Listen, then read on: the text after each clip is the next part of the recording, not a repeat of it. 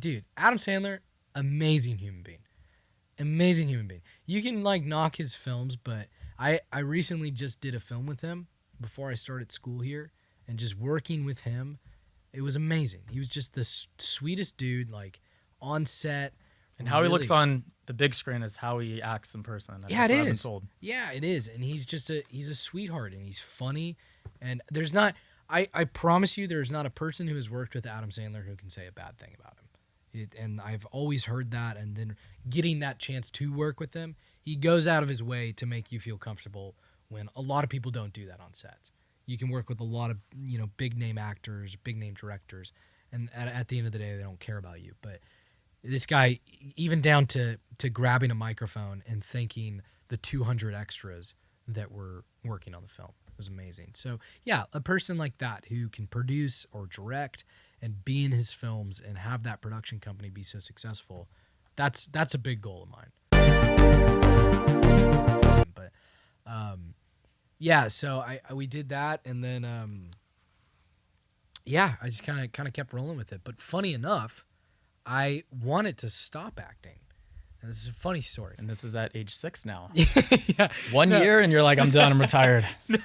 So I was about 9 years old. And this is a true story. I swear to God, this is true. So about 9 years old, and I had gone out for this show. It was Sunny with a Chance. Do you remember that? You remember that show? Well, I remember that show. Demi Lovato show, right? Yeah. And so it was called... In the good old days. Yeah, exactly. Miley Cyrus, Hannah Montana. Exactly. So it was before it was even called Sunny with a Chance. It was called something else. But so I had gone out for Sweet Life on Deck, and I didn't get that. I got like all the way to the end, didn't get it. And then I went out for the Sunny with a Chance, got all the way to the end, didn't get it. And I just I was so into baseball at the time that was the thing I really wanted to do. And I kind of like was pushing acting to the side, and that's kind of how it felt. Were you playing in the Moore Park Little League? Is that Thousand Oaks Little League? Thousand Oaks Little League. Yeah. So I just I just didn't really want to do it anymore, because it felt like I was getting pulled out of school, because at the time I was still in school, like regular school. So my mom would have to come pick me up. We'd drive down to LA. It was just this whole process that I didn't want to do anymore. And so one day I told her, I was like, I just really don't want to do this anymore. I'm kind of done with it. And she was like, all right, well, you do have an audition tomorrow. Like, let's just go out on that. It was a good role. And then you can be done if you want to be done. So I went out on it, was done, waited like 2 months, ended up getting a call back 2 months later for that show that I went out for, which turned out to be Good Luck Charlie, ironically enough. And then I went in on that, and the next day booked it. And we shot the pilot like a day later. And then I got picked up, and then the rest is kind of history. But I was done. Like, I stopped acting, and I was just kind of done with it. And then it's kind of like, this is my last audition. Yeah. If I get it, great. If not, I don't, yeah, I'm done. The hardest thing ever, especially in sitcoms and just comedies in general, is not laughing. When somebody makes a joke or somebody's doing something, the hardest thing in the world. So like, I work on the show Schooled. It's an ABC show. Like Tim Meadows, Brian Callen, and those guys are stand-up comedians. So they'll take these bits and they'll just exaggerate them and make them hysterical, and you're off camera like trying not to laugh. Or what they do, which is just torturous, is when they're not on camera and they know that they're never going to use those lines, and they'll just use the right lines, they'll just start running away with the lines and trying to make you laugh just to mess with you. So like, we were shooting a scene a few weeks ago, and Tim was just, his sole purpose was to try to get me to laugh. And it was so hard. You just stand there like just clenching your jaw, trying not to like burst out laughing with this guy who's it's like me behind the camera sticking my hands up. Yo, look at me. Yeah, exactly. It's Put in. Like a stand-up comedian too, like a professional stand-up comedian trying to make you laugh. Like, you're just losing it. And then eventually you break. But they try to get you. So at a very young age, I think a lot of people would like to know, how'd you start off? But so I started acting when I was 5, like I said, because a neighbor of mine was an actor, and they weren't known by any means. They were just trying. They would do like local car commercials and stuff like that, like at the Thousand Oaks Mall. Like, it was a GMC commercial that he couldn't do. And so they asked me to do it. So I did this commercial for our local GMC thing that I don't even believe aired out here. I'm pretty sure it only aired overseas, so I never really even saw it. But I did it when I was 5, and I was like, I really like doing this. Like, I like being in front of a camera. I like going through the motions and just kind of people telling me what to do and the repetition of that. So then my mom didn't really want me to do it actually, so she had me just do. We compromised on commercials, so I started doing commercials. I booked a lot of commercials too. I did a lot of commercials. So your first work was commercials. Yeah, I did. And what was your first work? Was it Geico commercial? It was Evergreen Investments. Wow. I don't even know if that's still a thing, but it was. And you were how old at the time? I was 5. 5 years old. What'd you do? Yeah. Stand in the corner? I had to, basically I had to shoot like one of those like little rockets that you like step on and it like shoots up. Like that was basically it. It was like a 30-second commercial. Got paid like $500 to just yeah, stand just there. stand there and do nothing. But that's actually how I became a Patriots fan. I think like one of the next commercials I did was for Sunday Night Football, and so I played like a little Patriot boy, and they gave me all like the memorabilia, and I got to keep it. So then I just kind of ran with being a Patriots fan. At that time, Tom Brady quarterback? Mm-hmm. Yeah, he was. Yeah. He was supposed to be in the commercial, but when we shot it, he ended up going to the Super Bowl, so he couldn't be there.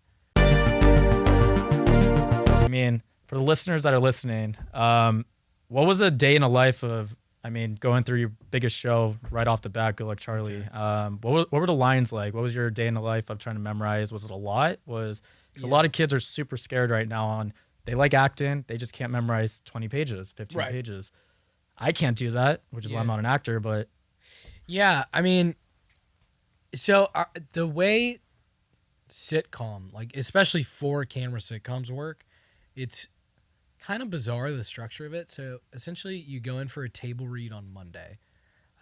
You may rehearse like a little bit of that. The writers will go in and totally rewrite the script like almost completely for Tuesday. And then you do rehearsals all day Tuesday, and you do a run through where the writers come down and they watch you run through the entire show, scene by scene.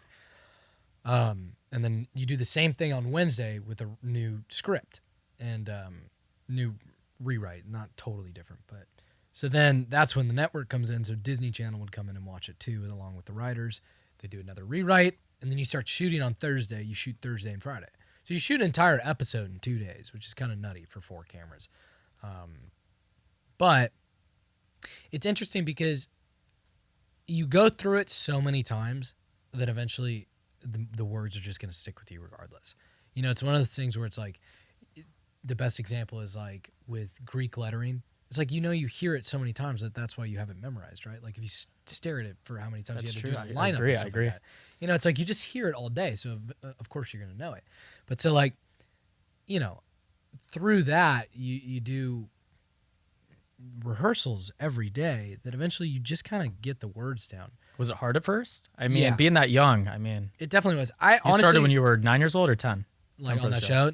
And the thing I got it when I was 9, started when I was 10. So that's scary. Yeah, it is scary. I didn't have my bar mitzvah yet, and I was freaking out. Like, I have to memorize all this stuff. That's a lot. Dude, I know. I don't know. I feel like I just kind of had like a little natural kink for it because it just was easy. And for whatever reason, words just kind of stick in my... I feel like I have a really good memory. Not to like brag or anything. Do you do like the blue pen rule? I know a lot of people use blue pens, and that's how they memorize. They just write their lines down. No, I just read it. I don't know over and over. Yeah, you don't zone out. You don't. Yeah, there's also to me. No one's ever really talked about this. This is something everyone has their own. Yeah, everybody has their own technique, and for me, it kind of starts to make sense. So like, if you read it a few times and like you go through the scene reading it, but like you're still acting it out. Eventually, when you do it again without the sides, if you're really listening to what that person is saying, you're gonna know what you need to say based off of what they said to you, right? So, it's like if the lines are like, you say dinner's ready, and I have to say okay. It's like I'm gonna hear you say dinner's ready, and I'm gonna know in my head instinctively I'm supposed to say okay because that's what the natural response to that would be. So you kind of just have to think of it as like a real life situation, and that's kind of how I've always memorized it. Is I don't like I'll highlight the lines just so that I can like look at it and reference it, but for the most part, like there's no real technique that I've ever done besides just reading. Like that's always been the. What about like improv? I'm a big improv guy because I can't memorize anything. But how many times were the writers It depends. nice about you improving, or was it zero improv for those Depends. shows? I mean, you're allowed to stray from the words a little bit if it like feels comfortable. Like But they want it line by line, word by word. they want it like, and I kind of get it too, especially when you write something, like because I with a couple other buddies of mine, like we wrote a script and we did a table read for it, and hearing the lines out loud from other people and when they would, kind of twist them around, you'd be sitting there and going like, hey, say the words that I wrote. Like, it sounds better the way I wrote it. So I get it. I get why writers would be kind of picky about it. For the most part, people are really susceptible to, oh, that line does sound better when you say it that way. You know what I mean? Like, it kind of makes sense, but I don't know. We didn't like improv. On rehearsal days, we could kind of goof around just because it was fun and it was relaxed and it was simple. But when it came time for filming, everybody starts being really professional and you want to get it done so that nobody's sitting there all day too. And it's different for every set. It's different for every show. It's different depending on every showrunner, the type of show you're working on. I mean, like, I've worked on 4-camera sitcoms and I've worked on single-camera sitcoms. And just the vibes from those two different things is tremendously different because the days are longer on single camera. There's not people laughing. Like, there's no laugh track or anything like that. So it's more intense and it feels more like a movie. And you like say a joke and no one laughs. Yeah, nobody laughs. Yeah. Did I do it right? Yeah, exactly. That's where it's kind of nice on The these. producers heard it 1,000 times. It's not Yeah. going to laugh, but On the 4-camera sitcom, it's like at least you get this like gratitude of, oh, I actually made that person laugh. Even if they're faking it, it's like they knew that was the place where they're supposed to laugh. But and I assume you guys mess up all the time. yeah, Or you can. I mean, it depends. It depends on what it is too. being 9 years old, 10 years old, you didn't mess up that much? I don't really Man, remember. you were a star at a young age. Look at you.